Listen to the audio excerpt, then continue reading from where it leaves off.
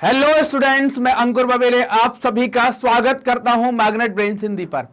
Magnet brains Hindi एक ऐसा platform है जो हिंदी माध्यम की कक्षा 6 से लेकर कक्षा 12वीं तक का संपूर्ण पाठ्यक्रम बिल्कुल निःशुल्क में उपलब्ध करा रहा है। मैग्नेट ब्रेन्स मतलब है फ्री एजुकेशन, मतलब कि आपको यहां पर किसी प्रकार का कोई पेमेंट नहीं करना होता है। ना ही यहां पर ऐसा होता है कि 2 चैप्टर फ्री में पढ़ा दिए उसके बाद आपसे कहा जाए कि अब आप कोई पेमेंट करो, कोई कोर्स खरीदो या कोई आप सब्सक्रिप्शन परचेज करो। तो आपको कोई पेमेंट यहां नहीं करना है। आपको सभी वीडियोस मिलेंगे बिल्कुल निःशुल्क, वो भी क्वालिटी कंटेंट और क्वालिटी टीचर्स के साथ। तो चलिए बात करते हैं कि हम इस वीडियो में क्या पढ़ेंगे। तो हमारा वीडियो जो है वो एमसीक्यू क्वेश्चन के ऊपर होने वाला है। बहुविकल्पी प्रश्न इसमें हम देखने वाले हैं। ये बहुविकल्पी प्रश्न होंगे आपके कक्षा 9वीं के इतिहास के चैप्टर नंबर 3 के। उस चैप्टर नंबर 3 का नाम है नात्सीवाद और हिटलर का उदय।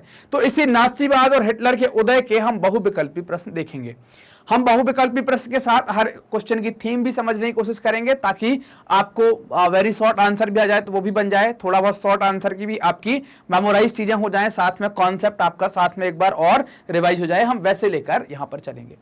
तो स्टार्ट करते हैं, पहले प्रश्न की तरफ चलते हैं। पहला प्रश्न क्या कहता है? पहला प्रश्न कहता है कि निम्न में से कौन प्रथम विश्व युद्ध के दौरान मित्र शक्तियों के खेमे में शामिल नहीं था। अब आपको बताना है कि प्रथम विश्व युद्ध के दौरान मित्र शक्तियों के खेमे में शामिल नहीं था। ये बातें हमें यहां पर बतानी है कि कौन नहीं था। सबसे पहली बात आती है कि ये प्रथम विश्व युद्ध है ना। सबसे पहले ये पूछा गया है कि ये प्रथम विश्व युद्ध, तो ये प्रथम विश्व युद्ध जो है वो 1914 से 1918 तक चला है ना। कई सारी जगह 1919 डेट भी आती है। 1919 में समझौता हो जाएगा है ना, जो बरसाई की संधि हो जाएगी, तो 1918 14 to 18 इसकी डेट है। अब जो प्रथम विश्व युद्ध है ये कहाँ लड़ा गया था? तो ये यूरोप में लड़ा गया था। और जब लड़ाई होती है तो लड़ाई में हमेशा क्या होते हैं? 2 गुट होते हैं, मतलब 2 खेमों के अंदर लड़ाई होती है, 2 पार्टियां होती हैं। तो यहां पर ऐसी 2 पार्टियां कौन कौन सी हुआ करती थी? तो ऐसी 2 पार्टियां आप देखेंगे यहां पर। तो एक पार्टी को कहते हैं आप केंद्रीय शक्ति, है ना। क्या कहते हैं? केंद्रीय शक्ति या केंद्रीय शक्तियां कहलाती हैं। दूसरी पार्टी क्या कहलाती है आपकी?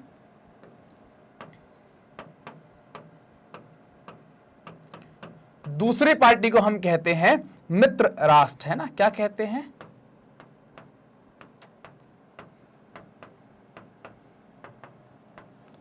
मित्र राष्ट्र।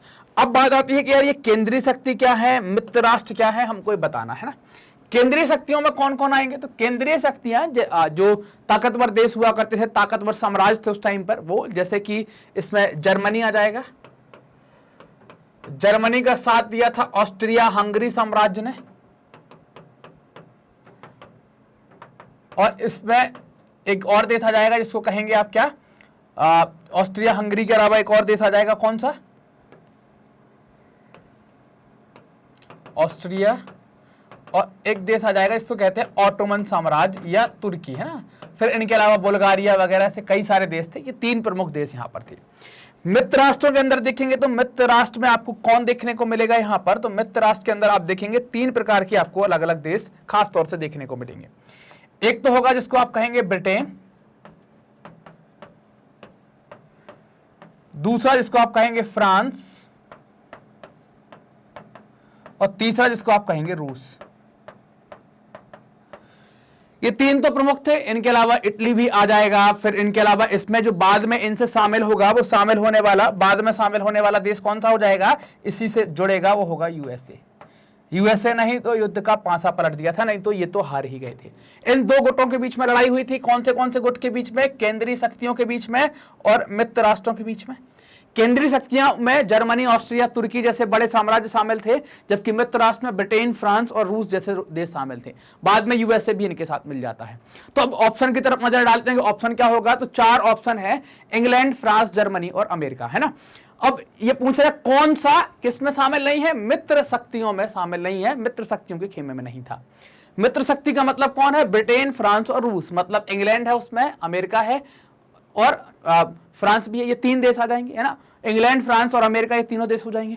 बचेगा जर्मनी। तो जर्मनी को आप देख रहे हैं कि जर्मनी केंद्रीय शक्तियों का हिस्सा है। तो सही आंसर आपका क्या हो जाएगा? सही आंसर हो जाएगा आपका जर्मनी, है ना। तो राइट आंसर आपका जर्मनी होगा। क्लियर? चलिए आगे की तरफ चलते हैं। अगला प्रश्न देखते हैं। प्रश्न नंबर 2 क्या कहता है? तो प्रश्न नंबर 2 कहता है कि अंतरराष्ट्रीय सैनिक अदालत, है ना, ये सैनिक अदालत के बारे में पूछ रहे हैं कि इसकी स्थापना क्यों की गई थी। तो पहली चीज तो कि ये जो सैनिक अदालत है वो कहां स्थापित की गई थी? सैनिक अदालत, ये किस सैनिक अदालत की बात कर रहे हैं?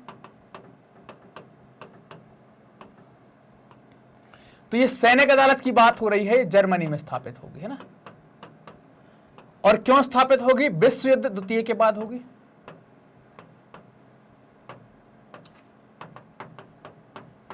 क्यों स्थापित होगी? स्थापित होने के पीछे कारण यह था कि जो जर्मनी ने जो अपराध किया है, जो सैनिक अपराध जर्मनी के द्वारा किया गया है, उस सैनिक अपराध की भरपाई करने के लिए। मतलब कि सैनिक अपराध क्या किया गया था कि आप देखेंगे, यह जर्मनी ने क्या आम नागरिकों के साथ अपराध किया था, तो आप देखेंगे कि जर्मनी ने बहुत बड़ा कत्लेआम किया था। हिटलर के राज्य में आपने देखा होगा बहुत कत्लेआम गैस के चैम्बरों में डाला गया। तो इसमें मानवता के अपराधियों को, युद्ध अपराधियों को, युद्ध या मानवता के अपराधियों को मानवता के अपराध के लिए सजा दी जानी थी। मानवता के अपराध के लिए सजा दी जानी थी। हिटलर को सजा मिली थी क्या? नहीं, हिटलर ने तो आत्महत्या कर ली थी, तो सजा नहीं मिली थी। तो अब ये मानवता के अपराध के लिए सजा किसको मिलने वाली है या किसको दी जाएगी? तो अब ये यहां पर जो सैनिक अदालत स्थापित हुई, तो इसमें जो सजा दी गई थी, मतलब सजा दो प्रकार की थी यहां पर। एक तो थी मौत की सजा, है ना। तो मौत की सजा किसको मिली थी? मौत की सजा मिली थी मात्र 11 लोगों को। किसको मिली थी? मात्र 11 लोगों को ये सजा दी गई थी। बाकी के लोगों को क्या दिया गया था? आजीवन कारावास या ऐसा कुछ। तो कई बार ये भी आपने, जब अपन ने कॉन्सेप्ट वीडियो पढ़ा था तो पूछा था कि सैनिक अदालत ने इतनी कमजोर सजा क्यों दी थी। कारण क्या था कि प्रथम विश्व युद्ध के बाद द्वितीय विश्व युद्ध होने का कारण ही ये था कि विश्व युद्ध के बाद जर्मनी पर बहुत ज्यादा क्या कर दिया गया था, उनके ऊपर बहुत अपमानजनक संध्या लगा दी गई थी, जिसका बदला उन्होंने द्वितीय विश्व युद्ध करवाकर लिया हुआ था। द्वितीय विश्व युद्ध उसी का कारण बना था।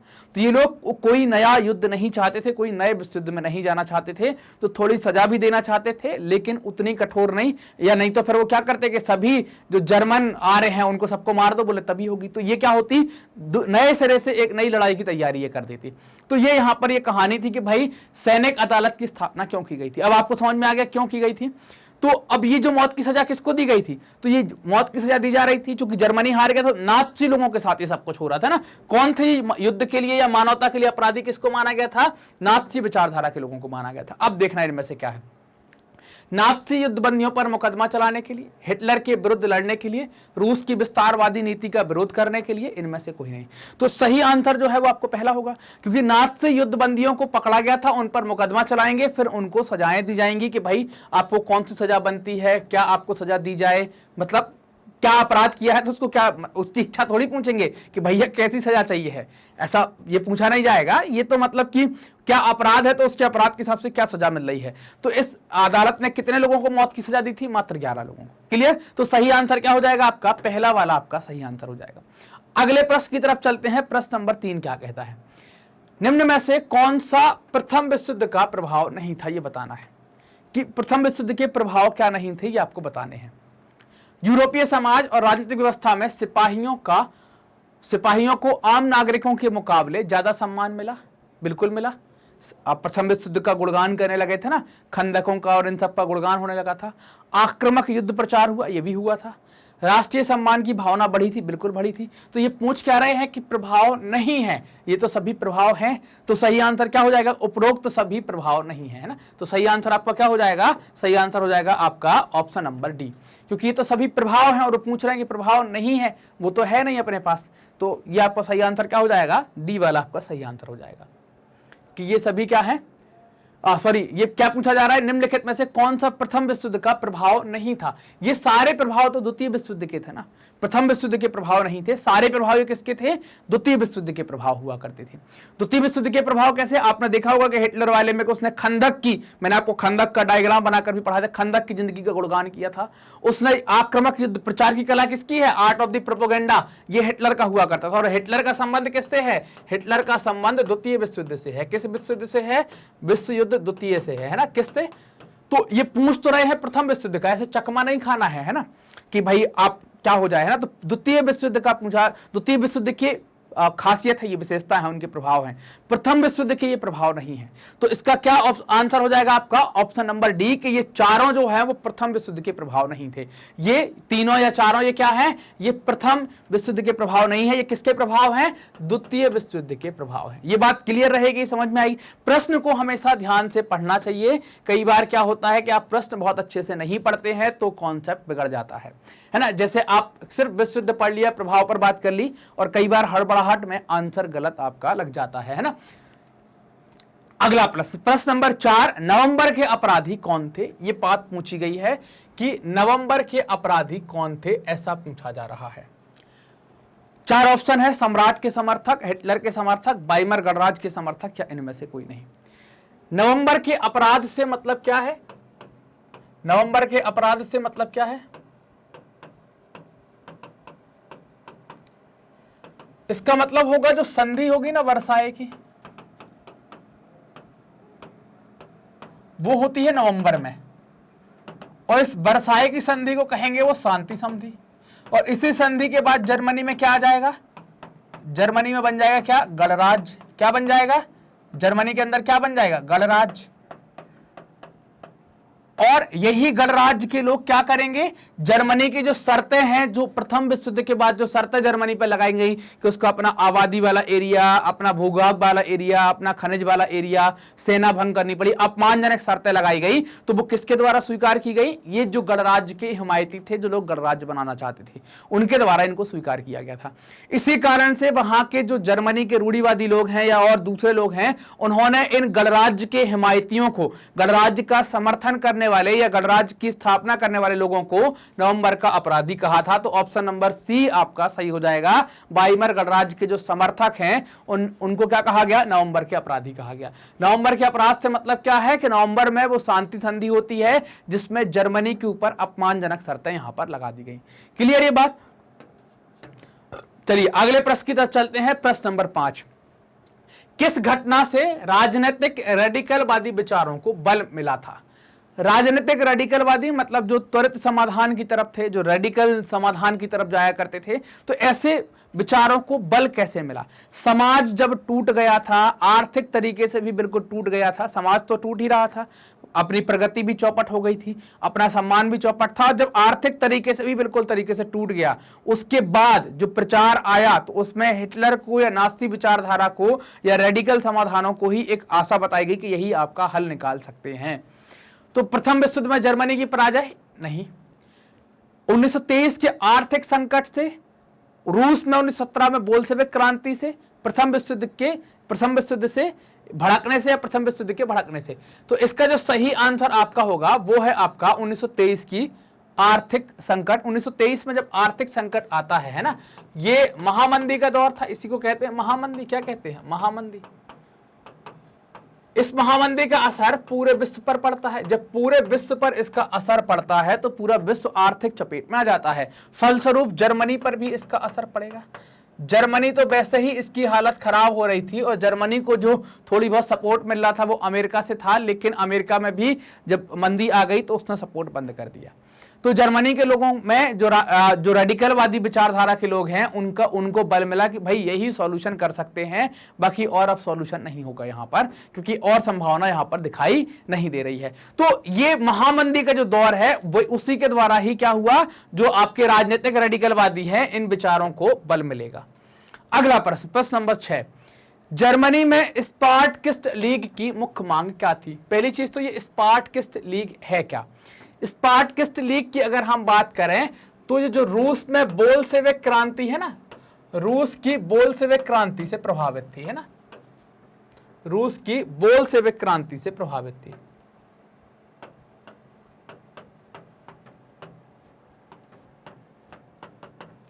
और ये बोल्शेविक क्रांति क्या करती थी? सोवियत की मांग करती थी, सोवियत प्रकार के शासन की इन्हें मांग की थी। तो ये सोवियत की ही मांग क्या रही होगी? स्पार्टकिस्ट लीग की भी सोवियत की मांग रही होगी, है ना। तो स्पार्टकिस्ट लीग की प्रमुख मांगों में से क्या हो गया? तो वो सोवियत किस्म का शासन चाहते होंगे। तो एक तो बात ये आ गई। अब दूसरी चीज आती है कि जो स्पार्टकिस्ट लीग है इसके द्वारा क्या किया गया? तो इसके द्वारा ही कम्युनिस्ट पार्टी ऑफ जर्मनी की स्थापना की गई। क्या की गई? कम्युनिस्ट पार्टी कम्युनिस्ट पार्टी की यहां पर स्थापना की। इसको साम्यवादी कहते हैं ना, क्या कहते हैं? साम्यवादी।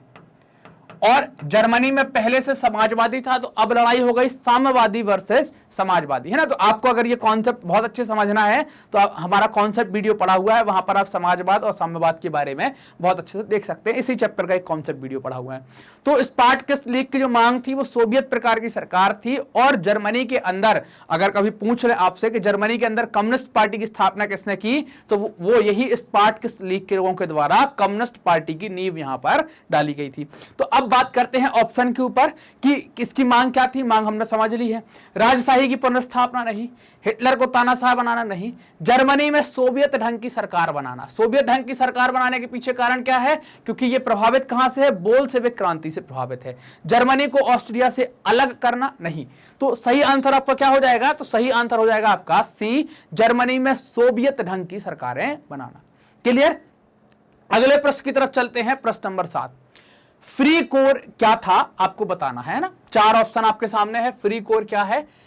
पहला ऑप्शन है मुक्त दासों का एक समूह है, दूसरा ऑप्शन है पुराने सैनिकों का एक संगठन है, तीसरा ऑप्शन है कर अदायगी से छूट पाए किसानों का समूह है, मुक्त युद्धबंदियों का एक समूह है। चलिए देखते हैं फ्री कोर क्या है। आप एक बार देख लो यहां पर, है ना। फ्री कोर के बारे में अपन देख लेते हैं क्या है। फ्री कोर, है ना, देखना क्या होगा फ्री कोर के बारे में। तो जर्मनी में हमने देखा था कि एक मांग हो गई थी। किस चीज की मांग आ गई थी? यहां पर एक मांग आ गई थी किसकी? सोवियत किस्म के शासन की। और ये सोवियत किस्म के शासन की मांग कौन कर रहा था? स्पार्टकिस्ट लीग के लोग कर रहे थे। तो सोवियत का जो विरोध करने वाले लोग थे, मतलब इसके विरोधी कौन थे? तो इसके विरोधी हुआ करते थे कौन? जो गणराज्य की स्थापना चाहते थे। कौन कौन थे? डेमोक्रेट थे, समाजवादी थे, कैथोलिक थे, है ना। ये लोग इसके विरोधी हुआ करते थे। तो ये लोग जब विरोध कर रहे थे तो इनका जो विरोध किया जा रहा था, है ना, तो अब इनने क्या किया कि सोवियत की मांग की जा रही थी, तो सोवियत की मांग को अस्वीकार करके उसके विरोध में इन्होंने क्या कर दिया? गणराज्य की स्थापना कर दी, गणराज्य बना देते हैं। तो सोवियत क्या हो जाता है? सोवियत आगे जाकर ये आंदोलन बन जाता है। क्या होता है? आंदोलन या विद्रोह बन जाता है। तो इस आंदोलन या विद्रोह को दबाने के लिए, है ना, इसको कैसे दबाया जाए? तो दबाने के लिए जो वाइमर सरकार है, मतलब जो इनके द्वारा सरकार बनाई गई, और इनने कौन सी, इसके विरोध में कौन सी सरकार तैयार कर दी थी? उसको कहते हैं गणराज्य बना दिया था इनने। क्या बना दिया था? गणराज्य। जबकि वो लोग क्या चाहते थे? सोवियत किस्म का शासन बन जाए। गणराज्य बन गया था, तो गणराज्य को क्या कहते हैं? वाइमर गणराज्य कहते हैं। तो यहाँ की सरकार ने इस फ्री कोर संगठन का उपयोग किया। ये क्या है फ्री कोर संगठन? ये पुराने सैनिकों का एक संगठन है। तो इनकी मदद से क्या कर दिया? इनकी मदद से इनको कुचल दिया गया, इनको दबा दिया गया। तो फ्री कोर में कौन होगा? साधारण आदमी दबा नहीं सकते, इसमें सैनिक ही होंगे। लेकिन ये सैनिक कैसे थे? पुराने सैनिक हुआ करते थे। कैसे सैनिक थे? पुराने सैनिक थे। तो उनकी मदद से ये आंदोलन को दबा दिया गया। क्लियर ये बात कि फ्री कोर क्या है? फ्री कोर का हमने जिक्र कहां देखा था? तो आपको ये पूरी बात क्लियर हो गई होगी। तो सही आंसर आपका क्या हो जाएगा? ऑप्शन नंबर बी, पुराने सैनिकों का एक संगठन फ्री कोर, जिसकी मदद से सोवियत आंदोलन को दबाया गया था। वाइमर गणराज्य ने इनकी मदद ली थी। क्लियर? अगले प्रश्न की तरफ चलते हैं। प्रश्न नंबर 8 क्या कहता है? जर्मनी को संकट से निकालने के लिए डॉप्स योजना किसने बनाई थी? ऑप्शन 4 है, फ्रांस, ब्रिटेन, अमेरिका और रूस, है ना। अब आपको बताना है किसके द्वारा ये बनाई गई थी। डॉप्स योजना क्या थी? तो डॉप्स योजना जो है वो जर्मनी को संकट से निकालने के लिए थी। क्या होगा इसमें? तो ये जो है वो किसके द्वारा बनाई गई? यूएसए या अमेरिका के द्वारा तैयार की गई। इसमें शर्तें दोबारा से तय की जाएंगी। शर्तें किसकी? हर जाने की। हर जाना दे रहा था ना जर्मनी, हर जाने की और कर्जे की। ये शर्तें दोबारा से तय की जाएंगी। जर्मनी को दोबारा से शर्तें बताई जाएंगी कि भाई उसको क्या हर जाना देना है, क्या कर्जा देना है। उसके लिए एक डॉप्स नाम की योजना बनाई गई। तो सही आंसर क्या है इसका? अमेरिका जो है वो सही आंसर है। अमेरिका के द्वारा ये प्लान बनाया गया और जर्मनी की आर्थिक स्थिति को सुधारने की कोशिश की गई। अगला प्रश्न है प्रश्न नंबर 9। वाइमर संविधान के दोष का नाम लिखिए, है ना। वाइमर संविधान के दोष का नाम लिखिए जिसने इसे क्षणभंगुर बना दिया है। ये विशेषता बता दी है। क्षणभंगुर मतलब तुरंत क्षण भर में भंगुर हो जाता है, जल्दी जल्दी विघटित होता है, वैसा क्षण भंगुर हो जाता है, क्षण भंगुर बना दिया है, वो आपको बताना। हालांकि दोस्त तो हमने दो प्रमुख बड़े दोषों की बात की थी यहां पर, लेकिन इसमें क्षण भंगुर मतलब सरकार में स्थायित्व नहीं है, राजनीतिक अस्थिरता है, वो वाला आपको बताना है कि राजनीति में सरकार क्या हो रही है, जल्दी जल्दी चली जा रही है। तो इनके जो दोष हैं वो आपने दो प्रकार के दोषों के बारे में हमने जिक्र किया था। एक दोष की बात की गई थी ये समानुपातिक प्रतिनिधित्व की, मैं यही बता देता हूं आपको क्या है। एक तो बात की गई थी समानुपातिक प्रतिनिधित्व की और दूसरा बात की गई थी अनुच्छेद 48 की। समानुपातिक प्रतिनिधित्व मतलब सरकार में जाने के लिए चुनाव की बात हो गई थी। सरकार में कैसे जाएंगे, तो आपको इलेक्शन के थ्रू ही सरकार में जाना पड़ेगा, चुनाव के थ्रू ही सरकार में जाना पड़ेगा। और दूसरा जो अनुच्छेद 48 है ये क्या है, राष्ट्रपति को पावर देता है कि वो शासन को अपने तरीके से चला सके। तीन प्रकार के अधिकार की बात देखी थी, अध्यादेश जारी करने की, शक्तियों की रोक लगाने की, है ना, ये हमने ऐसी बातें कुछ यहाँ पर देखी हुई थी। लेकिन वो बात कर रहे हैं कि क्षण भंगुर मतलब सरकार अस्थिर हो रही है, तो ये वाली बात तो यहाँ पर आएगी नहीं, तो ये वाला मामला तो कैंसिल हो जाएगा, ये तो होगा नहीं। ये दो हैं, इनके अलावा ये तो होना ही नहीं है। ये दो दोष हमने देखे हुए थे। तो समानुपातिक प्रतिनिधित्व की जो प्रणाली है वही क्या है, इसका क्षण भंगुर दोष है, मतलब इसमें सरकार टिक नहीं पा रही है। आपको याद होगा हमने देखा था कि लगभग 20 मंत्रिमंडल वहां पर बदल गए थे और हर एक मंत्रिमंडल लगभग 239 दिन तक यहां पर शासन में रहा था, है ना, 239 दिन तक शासन में रहा था, गद्दी पर रहा था, मतलब 20 सरकारें बदल गई। हमारे अगर भारत की बात करें तो 20 कोड़े अगर 5 करते हैं तो कम से कम 100 साल तक का शासन आपका हो जाना चाहिए, 100 नहीं तो 70-80 साल तो चली जाना चाहिए। और यहां पर तो 20 साल में कितनी सरकार, मतलब इतने 20 साल के अंदर 20 सरकारें बदल गई है ना, तो ये आपकी कम से कम 100 साल की होनी चाहिए, और वहां पर बहुत कम समय में इतनी बदल गई। 239 दिन का एक का था, लगभग 15-20 साल के अंदर, 15 साल के अंदर 30 सरकारें बदल गई। तो यही एक दोष है जिससे सरकार क्या है, या वहां पर राजनीतिक अस्थिरता थी। इसी कारण से इसको क्या कहा गया कि क्षण भंगुर, बहुत जल्दी जल्दी ये नष्ट हो रहा था, भंगुर था, मतलब इसमें लचीलापन ज्यादा था, एकदम खत्म होने की स्थिति पर हुआ करता था। अगला प्रश्न, प्रश्न नंबर 10 क्या कहता है, बाइमर संविधान में समानुपातिक प्रतिनिधित्व की प्रणाली में क्या खामी थी, है। अब इसमें हमको आपको खामी बतानी है क्या है। केवल एक दल बहुमत में आ सकती थी, यह बहुमत में आ सकता था, एकल पार्टी बहुमत में आ सकती थी, यह द्विदलीय प्रणाली का समर्थक था, इनमें से कोई नहीं। तो समानुपातिक प्रतिनिधित्व की प्रणाली में होता क्या था, यहां पर कई सारी पार्टियां थी, है ना, कई पार्टी थी और हर पार्टी चुनाव लड़ेगी, है ना, हर पार्टी चुनाव लड़ती है और चुनाव लड़ने के बाद उसको सरकार में आना पड़ता है, और सरकार में आने के लिए उसको क्या चाहिए है, बहुमत। और बहुमत किसी को यहां पर मिल नहीं रहा था, है ना, वो क्या है, बहुमत किसी को मिल नहीं रहा था, किसी एक पार्टी को बहुमत मिल नहीं रहा था। आपने पढ़ा था कि यहां पर पार्टियों ने लगभग 20 मंत्रिमंडल बना दिए थे, ये भी अपन ने पिछले क्वेश्चन के साथ डिस्कस किया, और हर एक मंत्रिमंडल औसतन 239 दिन गद्दी पर बैठा था। तो यहां पर इसकी क्या खामी की बात पूछी जा रही है कि केवल एक दल बहुमत में आ सकता था, एकल पार्टी बहुमत में नहीं आ सकती थी, तो एक पार्टी बहुमत में नहीं आ सकती थी, ये दिक्कत थी। गठबंधन करके सरकार आपको बनानी पड़ रही थी। तो ऑप्शन नंबर बी क्या हो जाएगा आपका, बिल्कुल सही आंसर हो जाएगा। आपको गठबंधन करके सरकार बनानी पड़ रही थी, कई पार्टियां छोड़ के भाग जाती थी तो आपकी सरकार गिर जाती थी, फिर नई पार्टियों ने गठबंधन किया, फिर सरकार में आए, फिर कोई पार्टी भाग गई, आपकी सरकार गिर जाए। तो यहां पर क्या है, एकल पार्टी बहुमत में नहीं आ सकती थी, ऐसी दिक्कत इस समानुपातिक प्रतिनिधित्व की प्रणाली में यहां पर हुआ करती थी। अब अगले प्रश्न की तरफ चलते हैं। प्रश्न नंबर 11 क्या कहता है, प्रश्न नंबर 11 कहता है अति मुद्रास्फीति क्या कहलाती है ना। आपको बताना है कि अति मुद्रास्फीति क्या कहलाती है। 4 ऑप्शन है, मुद्रा का मूल्य तेजी से गिरना, मूल्य की बढ़ोतरी, मुद्रा का मूल्य गिरना, या मूल्य का घटना, है ना। ऑप्शन जो है वो सही है पहला। अब इसको ऐसा भी ले सकते हैं कि आपका जो रुपया है इसका मूल्य क्या होगा, तेजी से गिरेगा, और जो जरूरी सामान है ना, उसका मूल्य क्या हो जाएगा, तेजी से बढ़ना। अगर यह स्थिति बनती है और बहुत ज्यादा होता है तो इसको ही क्या कहते हैं, अति मुद्रास्फीति कहते हैं। तो आपकी अति मुद्रास्फीति क्या हो गई, अति मुद्रास्फीति हो जाती है कि मुद्रा के मूल्य का तेजी से गिरना। देखो अब अगला प्रश्न आपके सामने, प्रश्न नंबर 12 कि नाज़ी जर्मन में कौन सी नस्ल, है ना, कौन सी नस्ल सबसे बेहतर आंकी गई है, ये बताना है आपको, है ना। अब जो हिटलर के द्वारा नस्ली आधार पर राज्य बनाया गया था। नस्ल समझते हैं ना, इंसानों की जो ब्रीड होती है उसके आधार पर जो राज्य बनाया गया था। तो वैसे ही ये क्या पूछ रहे हैं, नस्ल की बात पूछ रहे हैं, कौन सी नस्ल जो है वो बेहतर है। तो जर्मन साम्राज्य में अगर हम नस्ल की बात करें तो सबसे ऊपर जो नस्ल है वो है आर्य, और सबसे निचले स्तर पर जो नस्ल रखी गई है वो है यहूदी। यहूदी को आर्यों का दुश्मन कहा गया है। जर्मनी के अंदर जो आर्य हैं उनको कहा जाता है नॉर्डिक जर्मन आर्य, है ना। क्या कहते हैं, नॉर्डिक जर्मन आर्य कहलाते हैं।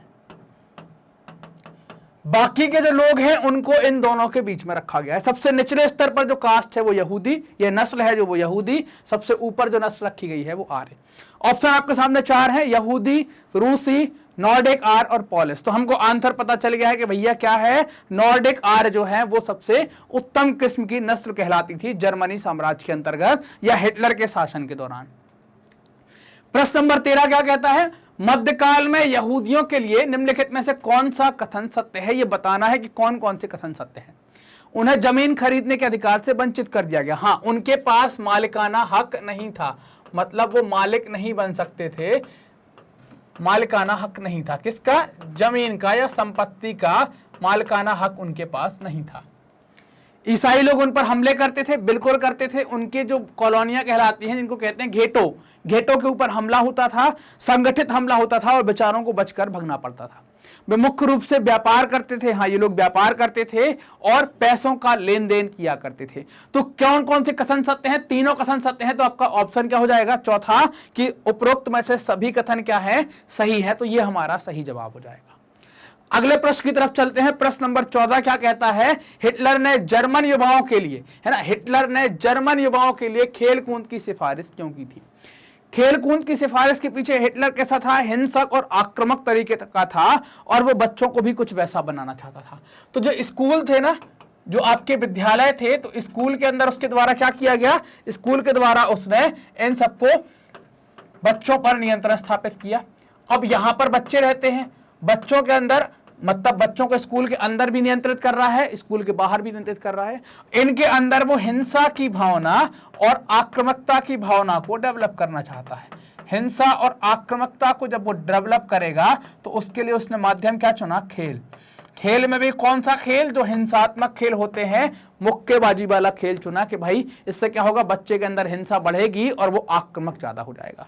तो सही जवाब क्या हो जाएगा, सही जवाब हो जाएगा ऑप्शन नंबर सी। यह युवाओं में हिंसा और आक्रामकता की भावना को पैदा करना चाहता था, है ना। राष्ट्रीय भावना बढ़ाने से उसका कोई उद्देश्य नहीं था, सेहत सुधारने का कोई मतलब नहीं था, वो हिंसा और आक्रामकता बढ़ाना चाहता था। युंग फोक क्या कहलाता है या युंग फोक क्या है, इसके बारे में अब आपको बताना है। युंग फोक के, जैसे ही हम युंग फोक की चर्चा करें तो मैं आपको युंग फोक या उसके पहले की पूरी कहानी बता दूं और उसके बाद की पूरी कहानी बता दूं, ताकि आपको युंग फोक का जो कॉन्सेप्ट है वो एकदम क्लियर हो जाए। क्या होगा, हिटलर चाहता था कि बच्चों के अंदर जो राष्ट्रीयता की भावना है वो थोड़ी सी बढ़े, उनके अंदर ये थोड़ा सा विकास हो। तो जो बच्चा है ना, तो बच्चा सबसे पहले तो रहेगा अपनी माँ के पास। बच्चे सबसे पहले तो रहेंगे कहाँ, अपनी माँ के पास। इसके बाद फिर बच्चे आएंगे स्कूल में, तो बच्चों पर स्कूल में नियंत्रण रखा जाएगा और उनको कौन सी भावनाएं सिखाई जा रही हैं, यहाँ खेल के माध्यम से हिंसा सिखाई जा रही है। क्या सिखाई जा रही है, खेल के माध्यम से हिंसा सिखाई जा रही है और आक्रामकता सिखाई जा रही है, हमने देखा था। अब उनमें राष्ट्रवाद की भावना का विकास करना है, तो राष्ट्रवाद की भावना का विकास करने की जिम्मेदारी युवा संगठनों को दे दी गई। तो ऐसा ही एक नात्सी संगठन था जिसका नाम था युंग फोक। ये युंग फोक में आप कब तक भर्ती हो सकते हैं, 10 साल से 14 वर्ष की उम्र तक, मतलब आपकी उम्र 14 वर्ष से ज्यादा नहीं होनी चाहिए, आप युंग फोक में भर्ती हो सकते हैं। यहाँ पर आपको ट्रेंड करेंगे, फिर इसके बाद आप युंग फोक से निकलकर आप कहाँ जाएंगे, हिटलर यूथ के अंदर जाएंगे। हिटलर यूथ में आप रहेंगे और हिटलर यूथ के बाद फिर आप निकलेंगे। हिटलर यूथ में कब से कब तक रहेंगे, 14 वर्ष से 18 वर्ष तक। 18 वर्ष की उम्र में आप हिटलर यूथ से निकलेंगे तो आप जाएंगे श्रम सेवा में। कुछ श्रम सेवा करने के बाद फिर आपको सैनिक सेवा में भेज दिया जाएगा, आर्मी में आपको नौकरी करनी होगी। तो ये बच्चों का ये ऐसा एक डेटा हुआ करता था, बच्चे की ये यात्रा हुआ करती थी। अब आपको बताना है कि युंग फोक क्या है। अब आप शायद आसानी से बता पाएंगे। यह एक विशिष्ट जर्मन सेवा है, नहीं। यह एक नात्सी युवा संगठन है, कुछ कुछ लगता है। यह कोई खेल है क्या, नहीं। यह कोई सांस्कृतिक संगठन है क्या? नहीं। तो क्या है? ये नात्सी युवा संगठन है, जहां बच्चों के अंदर या युवाओं के अंदर राष्ट्रवाद की भावना का विकास कर रहे थे। और ये जिम्मेदारी किसको दे दी गई थी? ये जिम्मेदारी दी गई थी युवा संगठनों को। अगला है, हिटलर को चांसलर बनाने का न्योता किसने दिया था? हिटलर को किसके द्वारा चांसलर बनने का न्योता दिया गया? अभी न्योता कब दिया जाता है? तो ये न्योता तब दिया जाता है जब पार्टी को क्या मिल जाता है? बहुमत मिलता है ना। बहुमत मिलने पर ये न्योता कौन देता है? बहुमत मिलने पर ये न्योता दिया जाता है किसके द्वारा? राष्ट्रपति के द्वारा। मतलब ये पूछा जा रहा है कि आपको ये कॉन्सेप्ट पता है क्या कि उस टाइम पर जर्मनी का राष्ट्रपति कौन था? आपसे ये पूछने की कोशिश कर रहे हैं। तो जब हिटलर को चांसलर बनाया गया तो उस टाइम पर राष्ट्रपति कौन था? सम्राट तो थे नहीं। साख्त जो है वो तो हिटलर के चांसलर बनने के बाद उनका अर्थशास्त्री होगा, तो ये भी नहीं थे। राष्ट्रपति कौन थे उस टाइम पर? हिंडनबर्ग हुआ करते थे। हिंडनबर्ग उस टाइम पर राष्ट्रपति थे। तो आपका सही जवाब भी क्या हो जाएगा? हिंडनबर्ग। हिंडनबर्ग ने हिटलर को न्योता दिया था, क्योंकि हिटलर की पार्टी सबसे बड़ी पार्टी थी। 37% के साथ सबसे बड़ी पार्टी बनती है, तो इसको मौका मिलता है चांसलर बनने का। अगला प्रश्न, प्रश्न नंबर 17 ये कहता है कि अग्नि अध्यादेश कब जारी किए गए थे? ये आपको ये बताना है। अग्नि अध्यादेश से मतलब क्या है? तो हम एक यात्रा फिर से हिटलर की देखते हैं। हिटलर को बहुमत मिलेगा कब? हिटलर को बहुमत मिलेगा 1932 में। दिसंबर 1932 की बात है। वो चांसलर कब बनेगा? चांसलर बनेगा वो 1933 में, जनवरी 1933 में। यहां पर मैं जन लिख देता हूं, जनवरी 1933 में। गद्दी पर बैठने के बाद ही वो लोकतांत्रिक संस्थाओं को भंग करना चाहता था। उसको ये मौका मिला। क्या हुआ कि इसी 1933 में, मतलब कि हम अगर अगले टाइम की बात करें फरवरी की, फरवरी 1933 में क्या हुआ? आग लग गई। और ये आग कहां लगी? संसद के अंदर लगती है। संसद के अंदर लगती है तो संसद के कई महत्वपूर्ण कागजात जल जाते हैं। हिटलर को मौका मिलता है तो हिटलर क्या करता है? इस आग के बहाने से कुछ अध्यादेश जारी करता है। तो इन्हीं अध्यादेशों का कहते हैं अग्नि अध्यादेश। इन अध्यादेशों में व्यक्ति के जो नागरिक या जो मौलिक अधिकार थे उनको समाप्त कर दिया गया, प्रेस की स्वतंत्रता बंद कर दी गई, और अभिव्यक्ति की जो स्वतंत्रता थी, अभिव्यक्ति की जो आजादी थी, उस पर भी रोक लगा दी गई। तो ये अग्नि अध्यादेश अब आपको समझ में आ गए होंगे कि गद्दी पर जनवरी में बैठा और अगले महीने में कांड हो गया फरवरी में, और उसी फरवरी कांड में, है ना, उसी फरवरी के कांड के बाद उसने अध्यादेश जारी किए। तो ये फरवरी और जनवरी कब का है? 1933 का है। तो सही आंसर भी आपका क्या होगा? 1933 आपका सही आंसर होगा। क्लियर ये बात यहां तक की? अगले प्रश्न की तरफ चलें। अगला प्रश्न क्या कहता है? अगला प्रश्न है प्रश्न नंबर 18। जर्मनी में किस अधिनियम ने तानाशाही स्थापित की? मतलब किस अधिनियम के द्वारा ऑफिशियल तरीके से, व्यवस्थित तरीके से तानाशाही लग गई? उस अधिनियम को कहते हैं इनेबलिंग एक्ट। क्या कहते हैं? इनेबलिंग एक्ट कहलाता है। ये इनेबलिंग एक्ट क्या है? इसको ही कहा जाता है विशेषाधिकार अधिनियम, है ना। तो यही है आपका। तो यही इसी अधिनियम के द्वारा क्या हुआ? जर्मनी के अंदर आधिकारिक रूप से क्या लग जाती है? तानाशाही स्थापित हो जाती है। अगले प्रश्न की तरफ चलते हैं। अगला प्रश्न क्या कहता है? प्रश्न नंबर 19। यहूदियों के प्रति घृणा फैलाने के लिए, घृणा का मतलब होता है नफरत, क्या कहते हैं इसका मतलब? नफरत कहलाता है। तो नफरत फैलाने के लिए नाज़ियों ने कौन सी फिल्म बनवाई थी? अंतिम समाधान नहीं, ये एक शब्दावली है जिसका उपयोग किसके द्वारा किया, किसके लिए किया जाता है? जिसका उपयोग यहूदियों के लिए किया जाता है ना। तो ये तो एक शब्दावली हो गई। गुप्त कानून, ये तो कानूनों की व्यवस्था है। दो चीजें दिखती हैं, एक द एटर्नल ज्यू और दूसरा दिखता है द इविल ज्यू। तो जो सही आंसर है वो सी है, द एटर्नल ज्यू या अक्षय यहूदी। एक पिक्चर थी जिसके द्वारा नाज़ियों के खिलाफ घृणा फैलाई जाए। और एक बात आती है कि भाई ईसाइयों की और यहूदियों के बीच में ये बुराई क्या है? ये परंपरागत घृणा क्यों चल रही है? तो ये बुराई के पीछे का कारण ये है कि यहूदियों पर ये आरोप है कि ईसा मसीह की हत्या जो है वो किसके द्वारा करवाई गई है? हत्या का आरोप यहूदियों के ऊपर लगा है। इसी कारण से वो परंपरागत पीढ़ी दर पीढ़ी क्या हो रही है? उनके खिलाफ घृणा फैलती जा रही है या हर पीढ़ी से ट्रांसफर होती जा रही है। वो बताते हैं कि भाई इनके द्वारा हमारे यीशु मसीह को सजा हुई थी या उनकी मौत हुई थी, है ना। तो इनके ऊपर इसी कारण से घृणा का आरोप लगाया गया है। प्रश्न नंबर 20 क्या कहता है? किस देश ने द्वितीय विश्व युद्ध में परमाणु बम का प्रयोग किया था, है ना। अब पूछ रहे हैं द्वितीय विश्व युद्ध में, तो द्वितीय विश्व युद्ध क्या हो गया? ये हो गया 1939 से लेकर 1945 तक लगभग, है ना। ये विश्व युद्ध का टाइम हो गया। और इसमें भी दो प्रकार के देश लड़े थे, एक को कहा गया था धुरी राष्ट्र और एक कह रहे थे मित्र राष्ट्र। धुरी राष्ट्रों में जर्मनी, जापान और इटली, मित्र राष्ट्रों में ब्रिटेन, फ्रांस और अमेरिका जैसे देश आपको देखने को मिलेंगे, रूस भी आपको देखने को मिलेगा वहां पर। तो यहां पर जो बम का उपयोग किया था या परमाणु बम का उपयोग किया था वो किसके द्वारा किया गया था? वो किया गया था संयुक्त राज्य अमेरिका के द्वारा। कितने बम यूज किए गए थे? तो कहां गिराए गए थे? जापान पर। जापान में भी कहां गिराए गए थे? जापान के दो शहरों पर। एक शहर का नाम है हिरोशिमा, है ना, एक शहर का नाम है हिरोशिमा और दूसरे शहर का नाम है नागासाकी, है ना। यहां पर ये बम गिराए गए थे।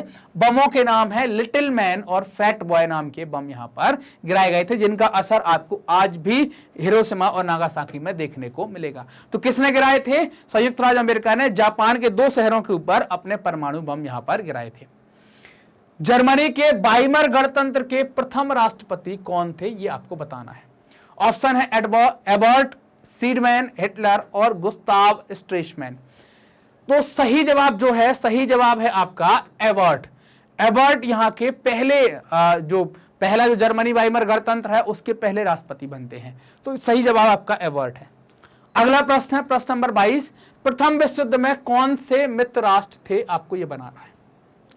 हमने पीछे भी चर्चा की है कि प्रथम विश्व युद्ध मतलब 1914 से लेकर 1918 का समय, और 1914 से 18 के बीच में दो देशों के बीच में लड़ाई लड़ी गई है, जिनको एक को कहते हैं धुरी और एक को कहते हैं केंद्रीय शक्ति और एक को कहते हैं मित्र। तो इसमें मित्र राष्ट्र पूछे जा रहे हैं। तो रूस, इंग्लैंड और फ्रांस, है ना। रूस, इंग्लैंड और फ्रांस जो है वो क्या है आपके? वही आपके मित्र राष्ट्र की कैटेगरी में यहां पर आते हैं। ठीक, बाकी के धुरी राष्ट्र की कैटेगरी में कौन है? Germany, Austria, Hungary. प्रथम विश्व युद्ध में पूछ रहे हैं इस कारण से जर्मनी, ऑस्ट्रिया, हंगरी और टर्की, ये प्रथम विश्व युद्ध में। द्वितीय विश्व युद्ध की अगर बात करते हैं तो दूसरे विश्व युद्ध के अंदर जो आपके धुरी राष्ट्र हैं, है ना, प्रथम विश्व युद्ध में उनको कहा गया केंद्रीय शक्तियां, द्वितीय विश्व युद्ध में कहलाए वो धुरी राष्ट्र। द्वितीय विश्व युद्ध के अंदर जर्मनी, जापान और इटली हो जाते हैं ना। लेकिन अभी आपका इस प्रश्न के लिए सही जवाब क्या है? रूस, इंग्लैंड और फ्रांस। अगला प्रश्न है प्रश्न नंबर 23। प्रथम विश्व युद्ध के बाद मित्र राष्ट्रों ने जर्मनी के जिस समृद्ध प्रदेश पर अधिकार कर लिया था वो क्या है? वो कौन सा इलाका है? तो जर्मनी का जो समृद्ध प्रदेश है उसको कहते हैं हम राइनलैंड, है ना। तो सही जवाब क्या है? राइनलैंड। तो राइनलैंड पर कब्जा कर लिया। ये इनका एक औद्योगिक केंद्र था, प्रमुख खनिज भी यहाँ पर निकलते थे। राइनलैंड पर भी कब्जा किया, रूर प्रदेश पर भी कब्जा कर लेंगे, है ना। तो इन इलाकों पर मित्र देश के जो राष्ट्र हैं जैसे फ्रांस वगैरह ने, तो इनने इनके ऊपर कब्जा कर लिया था। अगला प्रश्न है प्रश्न नंबर 24। वाइमर गणराज्य की सबसे अधिक आलोचना कब हुई? है ना, वाइमर गणराज्य की आलोचना कब की गई, मतलब उनकी बुराई कब हुई? वर्साय की अपमानजनक संधि पर हस्ताक्षर करने कारण, संसदीय प्रणाली लागू करने कारण, प्रजातांत्रिक संविधान लागू करने कारण, उपरोक्त में से कोई नहीं। तो जो वाइमर गणराज्य है ना, वाइमर बस लिखता हूं मैं यहां पर, इस वाइमर गणराज्य ने क्या किया था?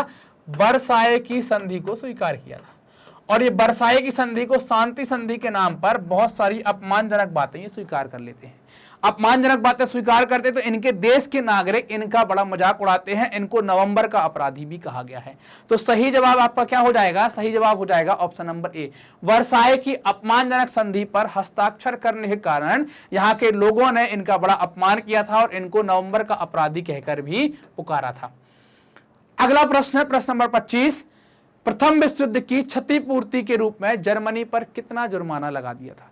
जर्मनी का इलाका भी ले लिया, लोगों वाला इलाका भी ले लिया, समृद्ध इलाके भी छीन लिया, फिर जुर्माना भी लगा दिया। 4 ऑप्शन है, 3 अरब, 4 अरब, 5 अरब, 6 अरब। ये सारे जो है वो पौंड में है ना, ये सब कुछ पौंड में दिया गया है। तो जो हर्जाना लगाया गया था वो 6 अरब पौंड का हर्जाना लगाया गया था कि जर्मनी को ये पौंड आपको चुकाने पड़ेंगे। जर्मनी ये पौंड चुकाएगा मित्र राष्ट्रों को। तो ऐसा यहां पर ये किया गया था। अगला प्रश्न है प्रश्न नंबर 26। क्या कहता है कि संसार का सबसे बड़ा स्टॉक एक्सचेंज वाला स्टेट, है ना, या स्टेट एक्सचेंज कहां पर स्थित है? तो ये कहां पर स्थित है दुनिया का सबसे बड़ा? हमने देखा था कि दुनिया के सबसे बड़े में मंदी आई थी, आपको याद होगा, हमने बात करी थी यहां पर। तो जर्मनी में है, फ्रांस में है, अमेरिका में है, इंग्लैंड में है। तो सबसे बड़ा संसार का कहां पर है? अमेरिका के अंदर आपको देखने को मिलेगा। तो सही जवाब क्या हो जाएगा? अमेरिका हो जाएगा। क्लियर। अगले प्रश्न की तरफ चलते हैं। प्रश्न नंबर 27 क्या कहता है? प्रश्न नंबर 27 कहता है कि 1929 की आर्थिक महामंदी के समय जर्मनी में बेरोजगारों की संख्या कितनी थी? बहुत बेरोजगार बढ़ रहे थे, बड़ी संख्या वहां बेरोजगारों की बढ़ रही थी। तो 1929 में आर्थिक बेरोजगारी के दौरान वहां पर संख्या थी 60 लाख लोग बेरोजगार हो गए थे। जब उस टाइम पर पॉपुलेशन कम हुआ करती थी, 1929 की बात हुई, आजकल थोड़ा सा लोग बढ़ गए हैं, उस टाइम पर 60 लाख अपने आप में बड़ा फिगर है कि इतने लोग बेरोजगार का मतलब समझ रहे हैं ना, कोई काम नहीं करने वाला व्यक्ति उसको बेरोजगार कहते हैं, जिसके पास किसी प्रकार का कोई रोजगार नहीं है वो बेरोजगार है। तो 60 लाख की संख्या यहां पर बेरोजगारी की हो गई थी। अगले प्रश्न की तरफ चलते हैं। प्रश्न नंबर 28, वाइमर संविधान की त्रुटि थी जो स्थायी शासन में बाधक बनी। मतलब यहां पर जो स्थायी शासन की बात की जा रही है, तो ये क्या बात कर रहे हैं? यहां पर राजनीतिक स्थिरता की बात की जा रही है। राजनीतिक स्थिरता, तो राजनीतिक स्थिरता कैसे आएगी यहां पर, यह बात पूछी जा रही है। तो राजनीतिक स्थिरता के पीछे 4 ऑप्शन आप देखेंगे। हमने हालांकि इनकी त्रुटियां जो है वो 2 त्रुटि के रूप में देखा था, अनुच्छेद 48 और अनुपातिक प्रतिनिधित्व का होना। तो ये अनुपातिक प्रतिनिधित्व जो है वो क्या ला रहा है? राजनीतिक अस्थिरता। मतलब क्या हो गई कि कोई एक दल है ना, कोई एक दल सरकार नहीं बना पा रहा। मतलब क्या नहीं ला पा रहा है? बहुमत नहीं ला पा रहा है। और जब वो बहुमत नहीं ला पा रहा है तो वो सरकार नहीं चला पाएगा। हमने ये कॉन्सेप्ट पढ़ा था कि यहां पर एक दल नहीं ला पा रहा था, तो फिर इनको क्या करना पड़ रहा था? इनको गठबंधन करना पड़ रहा था। और ऐसी गठबंधन की सरकारें चल नहीं पा रही थी। हमने 15 साल 20 साल के अंदर वहां पर ऐसी कितनी सरकारें देख ली? 20 सरकारें देख ली, जो 1 साल से भी कम समय के लिए चली थी। अगर हम औसत समय निकालें तो वो 239 दिन के आसपास चलती हैं। तो आपका सही जवाब क्या हो जाएगा? सही जवाब हो जाएगा ऑप्शन नंबर ए, अनुपातिक प्रतिनिधित्व। वो दोष है जो यहां पर स्थायी शासन में बाधक था। क्लियर। अगले प्रश्न की तरफ चलते हैं। प्रश्न नंबर 29 क्या कहता है? प्रश्न नंबर 29 में हिटलर ने सबसे पहले सत्ता हथियाने की योजना कब बनाई? आपने पढ़ा होगा कि बवेरिया पर और बर्लिन पर हमला करने का उसने प्लान बनाया, जिसमें वो असफल हो जाता है, उसको पकड़ लेते हैं, देशद्रोह का मुकदमा लगाते हैं, बाद में छोड़ दिया जाता है। तो ये जो प्लान उसने बनाए थे, हिटलर की जो असफल योजनाएं थी वो सारी थी 1923 की। तो इसकी डेट क्या हो जाएगी? 1923 में ये योजनाएं यहां पर बनाई गई थी। अगले प्रश्न की तरफ चलते हैं। प्रश्न नंबर 30 क्या कहता है? प्रश्न नंबर 30 में जर्मनी में नात्सीवाद है ना, नात्सीवाद जहां लग जाता है वो विचारधारा बन जाती है। तो नात्सीवाद एक जनव्यापी आंदोलन कब बन गया था, ये आपको बताना है। 4 ऑप्शन है। प्रथम महायुद्ध के दौरान, फिर दूसरा है महामंदी के दौरान, महामंडप के बाद, ये मंडप तो पता नहीं, मंडप कर देते तो पता चल जाता है कि किसी की शादी में खाने जाना है अपन को, इनमें से कोई नहीं। तो प्रथम महायुद्ध के दौरान तो ये तो नहीं था। ये खास तौर से कब बना? जब महामंदी का दौर आएगा तो लोग क्या होंगे? आर्थिक रूप से परेशान होंगे और उनको चाहिए थी आर्थिक समृद्धि। और ये आर्थिक समृद्धि या उनके सभी हलों का जो उनको सॉल्यूशन मिला, उनको लगता था कि नात्सीवाद। तो सही जवाब क्या हो जाएगा? महामंदी के दौरान नात्सीवाद क्या है? एक जन आंदोलन बन जाता है। अब देखेंगे शुरू में 1929 में जब महामंदी का दौर स्टार्ट होगा तो इनको लोग पसंद कर रहे थे, 2.6% वोट इनको मिलते थे। और 33 का दौर आते आते तक ये 37% वोट, मतलब लगभग इनको आप देखें 40% के आसपास, 37% का मतलब क्या हो गया? अप्रोक्सीमेटली आधे के आसपास पहुंच रहे हैं, है ना। तो इनको सबसे बड़ी पार्टी बन गई और ये शासन में आ जाते हैं यहां पर। तो सही जवाब क्या हो जाएगा? महामंदी के दौरान नात्सीवाद क्या हो गया? एक जन आंदोलन बन जाता है। अब देखो अगला प्रश्न आता है आपके सामने, प्रश्न नंबर 31। 31 क्या कहता है? जर्मन संसद क्या कहलाती है? आपको जर्मन संसद का नाम बताना है। ऑप्शन है राइख, ड्यूमा, गेस्टेपो और राइखस्टाग। तो जर्मन संसद को कहा जाता है राइखस्टाग, है ना। देखो अब मैं बताता हूं कि ये गेस्टेपो जो है, या इसको गास्टेपो लिखा है या गेस्टेपो लिखा है, ये तो एक प्रकार का जो दस्ता बनाए थे ना हिटलर ने, उनमें से एक है। और बाकी जो राइख है, राइख से ही कुछ लोग शॉर्ट फॉर्म में इसको राइख कहते हैं, लेकिन जो फुल फॉर्म है, मतलब जो सही तरीके का नाम है, वो राइखस्टाग कहलाता है, वो जर्मन की संसद कहलाती है। और ड्यूमा जहां तक है वो शायद रूस की संसद कहलाती है, रूस की संसद को ड्यूमा कहा जाता है। अगले प्रश्न पर आते हैं, प्रश्न नंबर 32। प्रश्न नंबर 32 कहता है हिटलर द्वारा लिखित पुस्तक जिसमें नात्सीवाद के सिद्धांत दिए गए हैं वो कौन सी है? तो हिटलर ने अपनी आत्मकथा के रूप में एक पुस्तक लिखी है। ये 4 आपके सामने ऑप्शन है। ऑप्शन नंबर 1 मेरा संघर्ष, मतलब Mein Kampf, wealth of nation, spirit of laws और नाजी तंत्र। वेल्थ ऑफ नेशन जो है वो एडम स्मिथ की किताब है। इसमें पहली बार उन्होंने ये सारे कुछ कैलकुलेशन बताए थे, इकोनॉमी के बारे में सारी बातें बताते हैं। हिटलर की जो किताब है फेमस वो है मेरा संघर्ष, मीन कैंप के नाम से जो आती है, वो हिटलर के द्वारा लिखी गई किताब है जिसमें नाज़ीवाद के सिद्धांतों को इन्होंने बताया हुआ था। अगला प्रश्न है प्रश्न नंबर 33, हिटलर जर्मनी का चांसलर कब बना? ये पूछ रहा है कि हिटलर जर्मनी का चांसलर कब बनता है। 1929 में, 1933 में, 1933 में, 1933 में, है ना, और ईयर बदल गई, 20 जनवरी, 28 फरवरी, 30 जनवरी और 3 मार्च। 1932 में मिलेगा क्या? बहुमत। क्या मिलेगा? बहुमत। बहुमत के बाद मिलेगा न्योता। न्योता किस चीज का? चांसलर बनने का। तो चांसलर कब बनेगा? 1933 में बनेगा। और ये कहानी होगी जनवरी 1933 की। तो 1929 वाली डेट है तो आप काट दो, और जनवरी वाली होगी तो ये फरवरी और मार्च वाली भी काट दो। तो बचा क्या आपके पास? 30 जनवरी 1933। तो सही जवाब क्या है? 30 जनवरी 1933 को हिटलर क्या होता है? जर्मनी का चांसलर बन जाता है।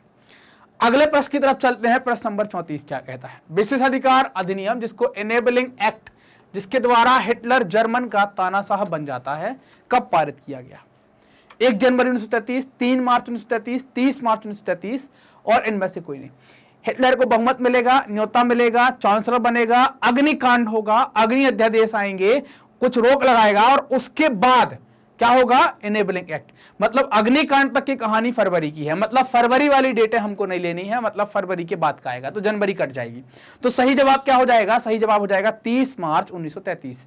ये कंफ्यूज नहीं होना है कि 3 मार्च और 30 मार्च में, ये कब है आपका? 30 मार्च 1933। सही जवाब क्या हो जाएगा? ये ऑप्शन नंबर सी आपका सही जवाब हो जाएगा। अगला प्रश्न है प्रश्न नंबर 35, हिटलर की गुप्तचर पुलिस क्या कहलाती थी? तूफानी दस्ता, गेस्टापो, एसडी, एएस, इनमें से क्या कहलाती थी? तो उसकी गुप्तचर पुलिस जो है उसको गेस्टापो कहा जाता था। इनके अलावा और दूसरे दस्ते भी थे जिनमें एसडी भी है, आप है ना, और अलग अलग तरीके से तूफानी दस्ते, मतलब कुछ अलग अलग दस्ते, हरी वर्दी वाली पुलिस, ये सब आपने देखा होगा वहां पर। अगला प्रश्न है प्रश्न नंबर 36, हिटलर के तूफानी दस्तों में शामिल था। मतलब अब आपको बताने के उसके मतलब जो कोई भी कहीं डैमेज कंट्रोल के लिए, कहीं अपराध के लिए, कहीं दमन के लिए, ऐसे उसने कुछ अपने दस्ते बनाए थे, इनको तूफानी दस्ते कहा गया। राज्य की गुप्तचर पुलिस ये भी थी, एसएस ये भी था, एसटी ये भी शामिल था, और चौथा ऑप्शन है आपका उपरोक्त सभी। तो सही जवाब क्या हो जाएगा? उपरोक्त सभी जो है वो हिटलर के तूफानी दस्तों में शामिल हुआ करते थे। अगला प्रश्न है प्रश्न नंबर 37, हिटलर के सबसे बड़े शत्रु कौन थे? कम्युनिस्ट, गणतंत्रवादी, व्यापार संघ, या इनमें से कोई नहीं? तो हिटलर ने टारगेट किया था कम्युनिस्टों को या साम्यवादियों को। ये हिटलर के मेन टारगेट पर हुआ करते थे, क्योंकि ये लोग सोवियतों की सरकार चाहते थे, है ना। तो इनके खिलाफ हमने देखा हुआ था क्या है, शुरू में वाइमर गणराज्य की सरकार ने भी इनको दबाया, बाद में जब हिटलर को मौका मिला तो हिटलर ने भी इनको अपने हिट लिस्ट पर सबसे ऊपर रखा हुआ था। नस्ल के आधार पर यहूदी सबसे ऊपर थे, राजनीतिक तरीके से ये सबसे ऊपर हुआ करते थे। अगला प्रश्न, प्रश्न नंबर 38, 28 फरवरी 1933 के फायर डिक्री द्वारा जर्मनी में किसका अंत हुआ? फायर डिक्री का मतलब क्या है? वही अग्नि अध्यादेश। क्या है? अग्नि अध्यादेश। तो इसके द्वारा किसका अंत हुआ? किस चीजों का अंत कर दिया गया? ऑप्शन है अनुदार दल का, नागरिक अधिकारों का, मूल कर्तव्यों का, यंत्रणा शिविरों का। यंत्रणा शिविर तो हिटलर बंद करने वाला था नहीं, तो इसको तो हमने पहले ही कट कर लिया कि भैया अब अपने बचे 3। अनुदार दल ये तो समझ में आता नहीं, अनुदार मतलब किसी का अपमान करने वाले टाइप के, उदार ना होना, वैसा भी नहीं होगा। मूल कर्तव्य कॉन्सेप्ट वहां पर नहीं था, वहां पर नागरिक अधिकार कहलाते थे। तो आपका ऑप्शन नंबर क्या हो जाएगा? बी सही हो जाएगा कि नागरिक अधिकारों का। वहां की भाषा में वो नागरिक अधिकार, हमारे यहाँ की भाषा में इनको हम मूल अधिकार कहते हैं। ठीक, अगला प्रश्न आता है प्रश्न नंबर 39, जर्मनी ने राइनलैंड पर पुनः अधिकार कब प्राप्त किया? राइनलैंड इनका बहुत समृद्ध क्षेत्र हुआ करता था, जिस पर मित्र राष्ट्रों के देशों ने कब्जा कर लिया था। ये यहाँ पर इनका कोयला वगैरह औद्योगिक क्षेत्र भी था, तो इस पर दोबारा से जर्मनी ने कब्जा किया 1936 में। तो इसकी सही डेट जो है, सही जवाब जो है वो क्या हो जाएगा आपका? 1936 इसका सही जवाब हो जाएगा। अगले प्रश्न की तरफ चलते हैं, प्रश्न नंबर 40, सोवियत संघ में जिस स्थान पर जर्मनी की भारी पराजय हुई थी वो क्या है? पहला ऑप्शन है व्लादिवोस्टोक, दूसरा ऑप्शन है मॉस्को, तीसरा ऑप्शन है स्टालिनग्राद, और चौथा ऑप्शन है इनमें से कोई नहीं। तो सही जवाब है स्टालिनग्राद। यहां पर जर्मनी की भारी पराजय हुई थी, और इसके बाद ही सोवियत की सेनाएं पीछा करना स्टार्ट कर दी थी, और इस पराजय के बाद ही सोवियत मतलब रूस की सेनाओं का या रूस का दबदबा पूर्वी यूरोप में अगले 50 सालों तक के लिए कायम हो जाता है। अगला प्रश्न आता है प्रश्न नंबर 41, अमेरिका के सैनिक अड्डे पर्ल हार्बर पर किसने हमला कर दिया था? तो पर्ल हार्बर पर जो हमला किया था वो जापान ने किया था। यह घटना कब की है? यह घटना होती है आपके द्वितीय विश्व युद्ध की घटना होती है। जापान इस पर हमला करता है, इसी के फलस्वरूप यूएसए किस में शामिल हो जाता है? विश्व युद्ध में शामिल हो जाता है। और विश्व युद्ध में जैसे ही शामिल होता है तो ये दो बम गिराता है। कहां कहां? जापान के हिरोशिमा पर और नागासाकी पर, और जापान को नेस्तनाबूद कर देता है। इसके बाद युद्ध में शामिल होकर जर्मनी की भी पराजय यहां पर हो जाती है। तो पर्ल हार्बर पर किसने बम गिराए थे? जापान ने उसका दिया या उकसा दिया अमेरिका को, और अमेरिका आकर फिर इन पर हमला करता है और युद्ध का पांसा पलट जाता है। जर्मनी, जापान और इटली जैसे देश हार जाते हैं। तो सही जवाब क्या है? जापान। अगला प्रश्न नंबर 42 क्या कहता है? इस घटना के परिणाम स्वरूप जापान के द्वितीय विश्व युद्ध में आत्मसमर्पण कर दिया। कौन सी घटना के बाद जापान ने द्वितीय विश्व युद्ध में आत्मसमर्पण कर दिया?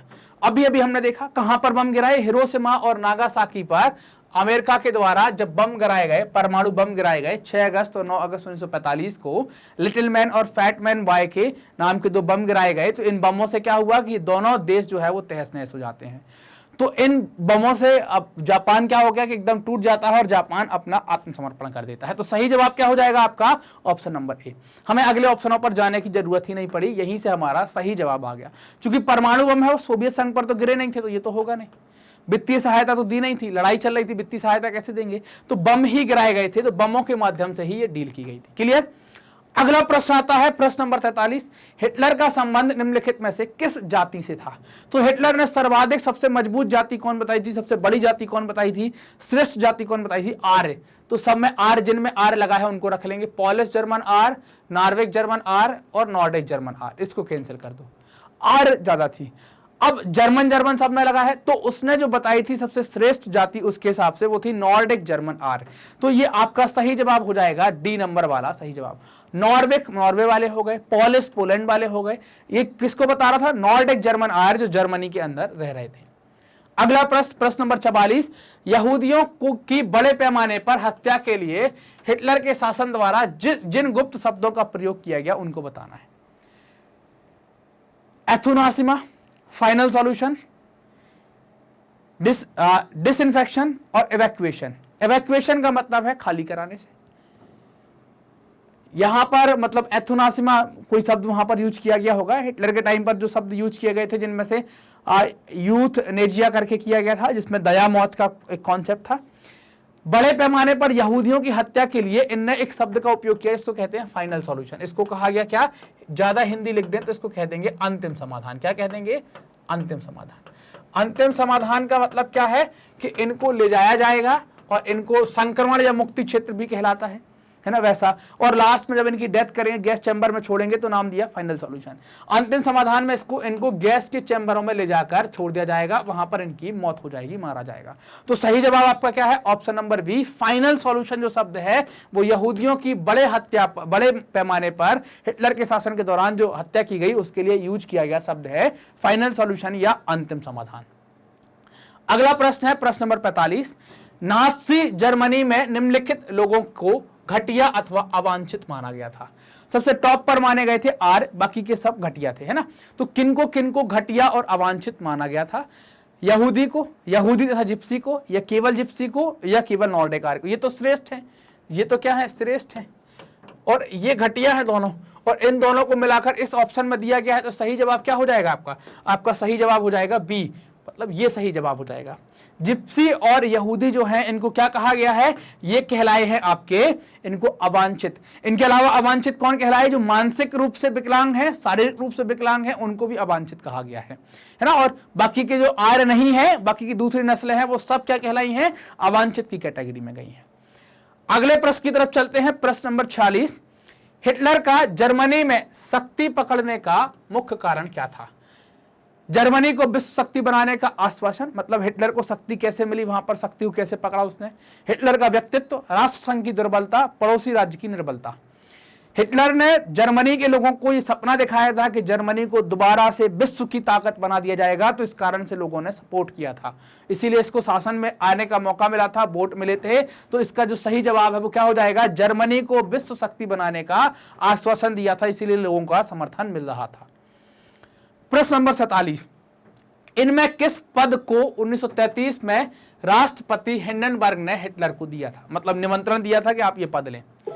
उपराष्ट्रपति या उपाध्यक्ष, अध्यक्ष या राष्ट्रपति, चांसलर और वाइस चांसलर। तो चांसलर जो है वो यहाँ का केंद्रीय या यहाँ के मंत्रिमंडल का, इनके मंत्रिमंडल का सबसे प्रमुख पद है। तो इसी पद के लिए हिटलर को बुलाया गया था, तो हिटलर इसी पद के लिए आता है। तो ऑप्शन नंबर क्या सही हो जाएगा? ऑप्शन नंबर सी सही हो जाएगा। मंत्रिमंडल का जो प्रमुख पद है उसके लिए इनको यहां पर बुलाया गया था। क्लियर? अगले प्रश्न की तरफ चलते हैं। प्रश्न नंबर 48 क्या कहता है? प्रश्न नंबर 48 कहता है जर्मनी, इटली और जापान ने त्रिपक्षीय समझौता कब कर लिया था? ये तीनों समझौता करेंगे और ये तीनों क्या कहलाएंगे? यही तीन मिलकर क्या बन जाएंगे? मित्र राष्ट्र बन जाएंगे जब लड़ाई होगी। इनको ही क्या कह देते हैं अपन? मित्र राष्ट्र कहते हैं द्वितीय विश्व युद्ध में, है ना। ये द्वितीय विश्व युद्ध के अंदर मित्र राष्ट्र बन जाएंगे। ऑप्शन है 22 अगस्त 1935, 27 अगस्त 1945, 24 सितंबर 1947 और 24 सितंबर 1940। इन चार में से एक डेट आपको बतानी है। तो 24 सितंबर 1940 को इन तीनों देशों ने अपना एक समझौता करके एक त्रिपक्षीय समझौता बनाया था, जो आगे जाकर सॉरी ये मित्र राष्ट्र लिख दिया, ये क्या कहलाएंगे? धुरी राष्ट्र, है ना। धुरी राष्ट्र, मित्र राष्ट्र नहीं, इनको क्या कहेंगे? धुरी राष्ट्र कहा जाएगा, है ना। जर्मनी, इटली ने मिलकर क्या बनाया? इनको धुरी राष्ट्र कहा जाएगा। ये धुरी राष्ट्र बनाए ना।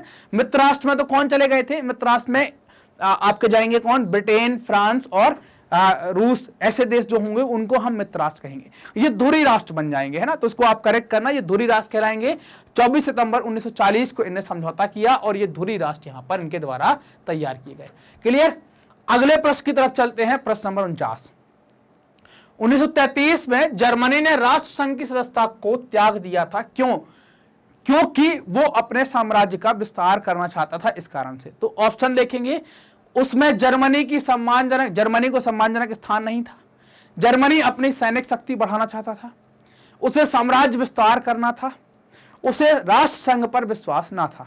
तो सही जवाब है कि उसको अपना साम्राज्य विस्तार करना था। ऑप्शन नंबर 3 जो है, सी जो है, वो सही जवाब है कि साम्राज्य विस्तार के कारण उसने संयुक्त राष्ट्र संघ की सदस्यता को त्याग दिया था।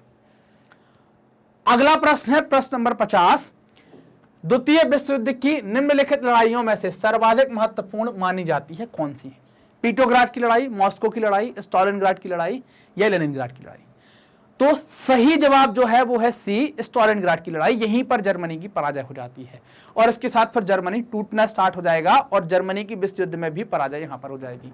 स्टालिनग्राड में वो सोवियत की सेनाओं के साथ जर्मनी की सेना की लड़ाई होती है, जहां पर जर्मनी की सेना की पराजय हो जाती है और इसके बाद फिर आप देखेंगे जर्मनी टूट जाएगा और जर्मनी की अंततः पराजय हो जाएगी। तो ये लड़ाई बड़ी महत्वपूर्ण यहां पर थी। ये हमने एमसीक्यूज, सारे एमसीक्यूज यहां पर अपने कवर कर लिए हैं, देख लिए हैं। जो भी हमारे चैप्टर के अंदर जो एमसीक्यूज बनते थे उन सबको हमने यहां पर कवर किया। मैग्नेट ब्रेन्स ने आपकी सुविधा के लिए, ताकि आप व्यवस्थित तरीके से पढ़ते रहें, अपनी पढ़ाई जारी रखें और अच्छे नंबर आप लाएं, इसके लिए उसने अपना एक ऐप डेवलप किया है जिसे आप प्ले स्टोर से डाउनलोड कर सकते हैं। अपनी एक वेबसाइट भी बनाई है। वेबसाइट का उपयोग करने के लिए आप गूगल पर टाइप करें या अपना जो सर्च बार है उसमें टाइप करें magnetbrains.com। जैसे ही वहां पर आप डालेंगे magnetbrains.com तो आपको एक ऐसा पेज मिल जाएगा। इस पेज पर एंटर जैसे ही करते हैं तो आपको कोर्सेस मिलेंगे, जहां पर आपको सेलेक्ट करना होगा कि आप कौन सा कोर्स देखना चाहते हैं। मैंने माना कि आप हिंदी मीडियम देखना चाहते हैं। इसके बाद फिर क्लास सेलेक्ट करने का ऑप्शन है, तो आपने क्लास सेलेक्ट करी, क्लास 9। नीचे फिर आपको सारे टीचर मिल जाएंगे देखने के लिए। जो भी सब्जेक्ट आपको देखना है वहां पर नीचे यहाँ पर आपको वॉच नाउ का बटन होगा, उस पर जैसे ही आप वॉच नाउ पर क्लिक करेंगे, क्लिक करते ही क्या होगा, ऐसी प्लेलिस्ट खुल जाएगी। आप जिस भी चैप्टर पर क्लिक करेंगे उसके सारे वीडियो खुल जाएंगे और सबके सामने ऐसा वॉच नाउ का बटन होगा। जो भी टॉपिक देखना है वॉच नाउ पर क्लिक करें और वीडियो क्या हो जाएगा, प्ले हो जाएगा। अब वीडियो प्ले हो जाएगा तो आप आसानी से अपना वीडियो देख पाएंगे। फिर आप वीडियो देखते देखते आपको लगता है कि अगले वीडियो पर जाना है, तो आप नेक्स्ट वीडियो का बटन का उपयोग करेंगे तो अगले वीडियो पर चले जाएंगे। इससे आपकी बहुत लंबी देर तक पढ़ाई होगी, आपको बहुत भटकाव नहीं होगा, शांत मन से आप पढ़ पाएंगे। तो ये आपकी सारी सुविधा के लिए सब कुछ ये आपकी किया जा रहा है कि आप बहुत अच्छे तरीके से पढ़ पाए। मैग्नेट ब्रेन्स हिंदी माध्यम के विद्यार्थियों के लिए कक्षा 6 से लेकर कक्षा 12वीं तक का संपूर्ण पाठ्यक्रम बिल्कुल निःशुल्क में उपलब्ध करा रहा है। ये वीडियो प्राप्त करने के लिए आपको करना क्या है, आप मैग्नेट ब्रेन्स हिंदी को सब्सक्राइब करें, जो भी वीडियोस आते हैं उनको लाइक करें और अपने दोस्तों में जरूर से शेयर करें। कमेंट कर हमें भी बताएं कि आपको वीडियोस कैसे लग रहे हैं। धन्यवाद।